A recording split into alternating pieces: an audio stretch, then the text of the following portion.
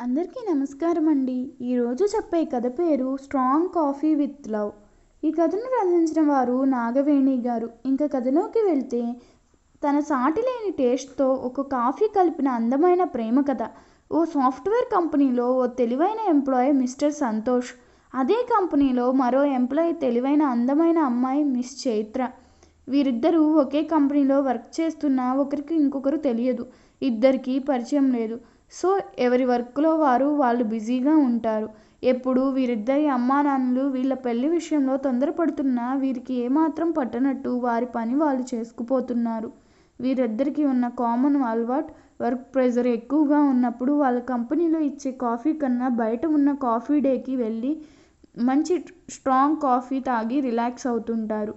ఓ రోజు అలాగే ఇద్దరూ వెళ్ళారు. దూరంగా వేరే వేరే టేబుల్స్ దగ్గర కూర్చున్నారు. అప్పుడు వెయిటర్ వచ్చి ఆర్డర్ తీసుకున్నాడు. అలా ఒకడు ఆర్డర్ ఇచ్చిన కాఫీ ఇంకొకరికి ఇస్తాడు. కాఫీ వచ్చాక చూసుకున్న చైత్ర వెయిటర్ మీద కోప్పడుతుంది. అది దూరం నుంచి చూసి సంతోష్ తన దగ్గరికి వచ్చి కాఫీ తీసుకుని చైత్ర టేబుల్ దగ్గరికి వస్తాడు. వచ్చి కూల్ కూల్ మ్యామ్, అతన్ని ఏమనకండి కదా, అప్పుడప్పుడు పొరపాట్లు జరగడం సహజమే, వదిలేయండి అన్న సంతోష్ వైపు తలెత్తి చూస్తే తన మెడలో తాను పనిచేసే కంపెనీ ఐడి కనబడుతోంది. తన పేరు కూడా. అప్పుడు చైత్ర, మీరు వర్క్ చేసేది మా కంపెనీలోనేనా? నేనా అంటుంది. అవును అంటాడు సంతోష్. ముందు కాఫీ తాగుదాం, చల్లారిపోతుంది అనగానే ఇద్దరూ ఒకే టేబుల్ దగ్గర కూర్చుని కాఫీ తాగుతూ మాట్లాడుకుంటారు. అదే వారిలో మొదటి పరిచయం. చాలా విచిత్రంగా ఉందే, మనిద్దరం ఒకే కంపెనీలో వర్క్ చేస్తున్నా ఇప్పటి వరకు మనకి పరిచయం లేదు. ఎలా ఉంటుంది? ఎవరి వర్క్లో వాళ్ళు బిజీగా ఉంటుంటే అనుకుని ఒకరి గురించి ఒకళ్ళు తెలుసుకుంటారు. అలా స్ట్రాంగ్ కాఫీ విత్ పరిచయం ఏర్పడుతుంది. తరువాత ఒకరి బిహేవియర్ ఇంకొకరికి బాగా నచ్చుతోంది. అంతేకాకుండా వర్క్ పట్ల ఉన్న డెడికేషన్, ఎంత కష్టపడే గుణం, ఇచ్చిపుచ్చుకునే రెస్పెక్ట్, ఒకరి పట్ల ఒకరు తీసుకునే కేరింగ్, ఇద్దరు ఫ్యామిలీలకి ఇచ్చే ఇంపార్టెన్స్, ఇవన్నీ కలిసి అలా పరిచయం కాస్త స్నేహంగా మారుతుంది.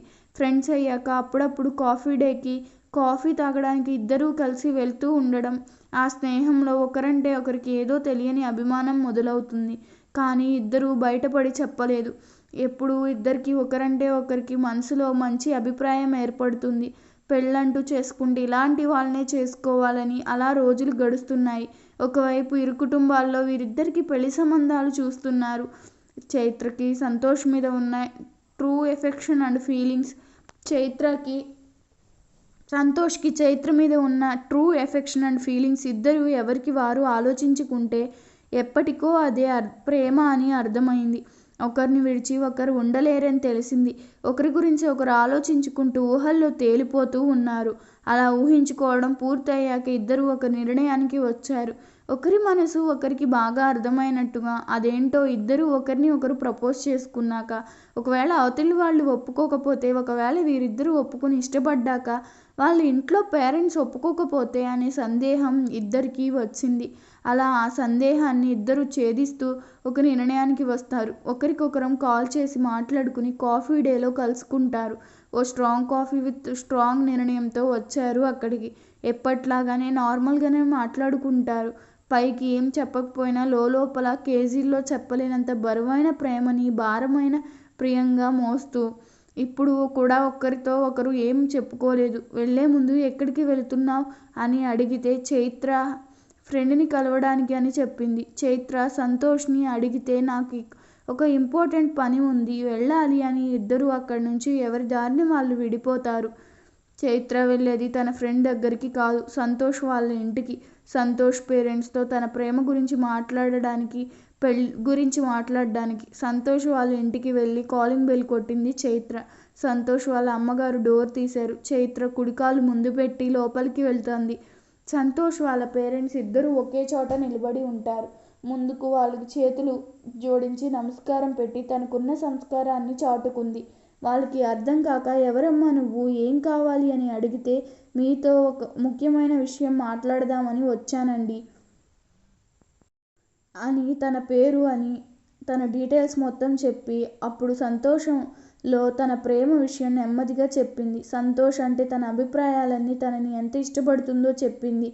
నేను ఇలా వచ్చి మీతో ఇలా మాట్లాడడం మీకు తప్పుగా అనిపిస్తే క్షమించండి. ఎందుకంటే నేను నా ప్రేమ విషయం ముందు మీ అబ్బాయితో చెప్తే తను కాదంటే, ఒకవేళ తను ఒప్పుకున్నా మీరు కాదంటే, అందుకు తనకన్నా ముందు మీకే చెప్పి మీ అభిప్రాయం ఏంటో తెలుసుకుందామని వచ్చాను.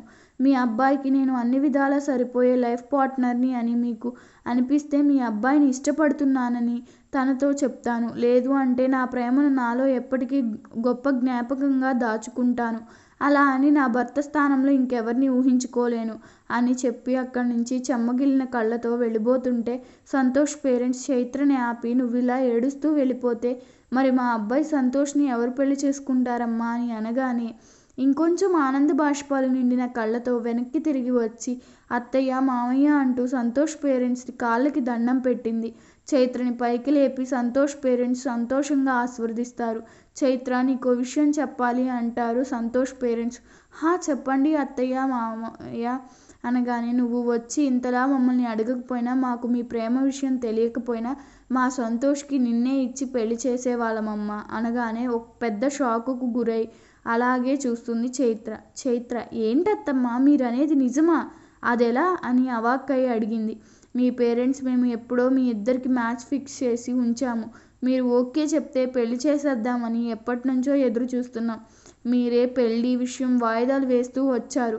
మీరు ఒప్పుకుంటే చూపులు అరేంజ్ చేసి మీకు నచ్చితే పెళ్లి కూడా చేసేద్దామని ఎప్పుడో నిర్ణయించుకున్నాం.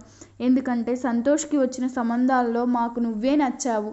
నువ్వు, మీ కుటుంబం మాకు అన్ని విధాలా సరిగ్గా సరిపోతుందని మాకు అనిపించింది. తాను పెళ్లికి ఒప్పుకుంటే నీ ఫోటో చూపించి తనకి నచ్చితే పెళ్లి చేసేద్దామని నిర్ణయించుకున్నాం. అదృష్టవశాత్తు నువ్వే నీ ఇల్లు వెతుక్కుంటూ వచ్చావు. మాకు చాలా సంతోషంగా ఉంది అన్నారు సంతోష్ పేరెంట్స్. అది విన్నాక చైత్ర ఆనందానికి హద్దుల్లేవు. పైకి పెదవులపై చిరునవ్వు, లోపల మనసు పట్టలేనంత సంతోషం. ఆనందాన్ని, సంతోషాన్ని ముందు సంతోష్తోనే పంచుకోవాలని ఎంతో సంబరపడిపోతూ కాల్ చేసింది. సంతోష్ కాల్ లిఫ్ట్ చేసి, హలో చైత్ర, నేను మీ ఇంట్లోనే ఉన్నాను, మీ ఇంటికి రా అన్నాడు సంతోష్. వాళ్ళ ఇంట్లో జరిగిన సేమ్ సిచ్యువేషన్ చైత్ర వాళ్ళ ఇంట్లో కూడా జరిగింది. నువ్వు అక్కడ ఏం చేస్తున్నావు అంటే, వచ్చాక నీకే తెలుస్తుంది లేరా అంటాడు. చైత్ర చాలా ఎగ్జైట్మెంట్తో ఫాస్ట్గా ఇంటికి వెళ్ళింది. తన వెనకాలే సంతోష్ పేరెంట్స్ కూడా చైత్ర వాళ్ళ ఇంటికి బయలుదేరారు. అక్కడ ఏం జరిగిందో ఏంటోనని చాలా టెన్షన్గా ఉంది చైత్ర. ఇంటికి వెళ్ళగానే అందరూ ఆ సంతోష్ వెడ్స్ చైత్ర గట్టిగా స్ట్రాంగ్ విత్ కాఫీ అని అరిచారు. ఓ చిన్నపాటి సెలబ్రేషనే జరిగింది. పెద్దవాళ్ళందరూ పెళ్లి సంగతులు మాట్లాడుకుంటుంటే సంతోష్, చైత్ర మాత్రం కాఫీ డేకి వెళ్ళారు పెద్దల పర్మిషన్తో. అక్కడ వాళ్ళిద్దరికి ఇష్టమైన కాఫీ ఆర్డర్ చేసి సిప్ చేస్తూ ఒకరి కళ్ళల్లోకి ఒకరు చూసుకుంటూ ఇప్పుడు ఒకరినొకరు ప్రపోజ్ చేసుకున్నారు. స్ట్రాంగ్ కాఫీ సాక్షిగా ప్రేమను ప్రేమగా పంచుకున్నారు. ది స్ట్రాంగ్ కాఫీ విత్ లవ్తో చాలా అలా కాఫీతో పెనవేసుకున్న వారి బంధం కలకాలంగా నిలిచిపోయింది. ఈ కథలో సంతోష్ ఎంత ఉన్నత స్థాయిలో ఉన్నా తమ పేరెంట్స్కి ఎంత విలువిచ్చాడు, తమను గెలిపించారు. ప్రేమించడం గొప్ప విషయం కాదను, ఆ ప్రేమను పెద్దల వరకు తీసుకెళ్లి నొప్పించకుండా ఒప్పించి ఆ ప్రేమను జీవితాంతం నిలవబెట్టుకోవడంలో అసలైన ప్రేమికుల గొప్పతనం ఉంటుంది. నిజ జీవితంలో కూడా పిల్లలు పేరెంట్స్కి అంత వాల్యూ ఇవ్వాలి. వాళ్ళని మనం అర్థం చేసుకుంటే వాళ్ళు పిల్లల్ని ఆదరిస్తారు. ఎందుకంటే మనకేం కావాలో మనకన్నా వాళ్ళకే బాగా తెలుస్తుంది. ఈ కథ మీకు నచ్చినట్లయితే నా ఛానల్ను సబ్స్క్రైబ్ చేసుకోండి. అలాగే మీ అభిప్రాయాన్ని కామెంట్ రూపంలో తెలపండి. ధన్యవాదములు.